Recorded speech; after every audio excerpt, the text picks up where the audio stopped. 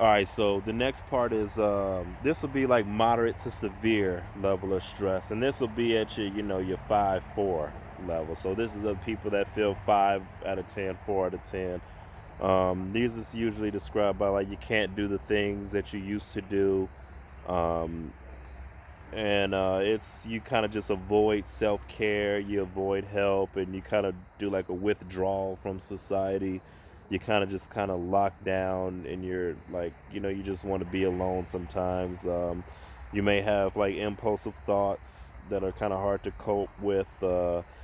And also, you will sometimes you'll have those impulsive thoughts or ideations of like self harm, or you might enter a state of like unusual, abnormal habits. Um, I don't know how women deal with it differently, but for men, this can like out of the like for men, this could be just unusual habits of, and it's some of these might apply to women too, but we'll for the men just any unusual behavior that's usually not you or your normal. So like for example, let's say if you're the type of person that gets up every morning to go to the gym, if you're in this stage, you might just sleep in and just say and skip the gym. You're not doing what you would normally do. Um or on the reverse side, you might be used to sleeping in, and in this state you might just decide to get up and go to the gym and just burn yourself out and injure yourself some kind of way because you're overcompensating. um just or any also like smoking, drinking, or other drug use. Over sexuality, when you start reaching out to multiple women, hitting up strip clubs out of the blue. If this is stuff that you normally do not do, then this is an indicator that you're at like a 5-4 of a stress level. And yeah, I don't know, you just got to recognize, hey, this is what it is. And um even like the 4 part where you're withdrawal from society, you might have that mental breakdown. It is okay to cry if you need to. Just cry in the car, don't cry in public because public gonna make it worse. That's not funny, but it is a reality. But um I would say for the most part, if you get to this stage, if you can try to revert back to your normal, usual day-to-day patterns, and then you can kind of maybe like trick your mind that you're okay, and then you might be okay.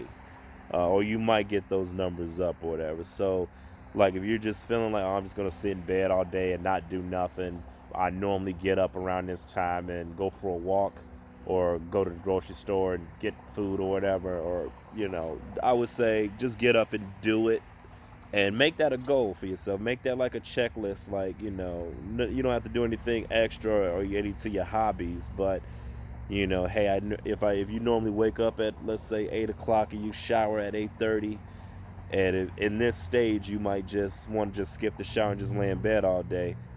Instead of doing that, just make it like a goal to, all right, I'm gonna shower before noon, and then take that as a personal victory, and then go on about your day, but try to do regular activities that you would normally do to try to get yourself back on track.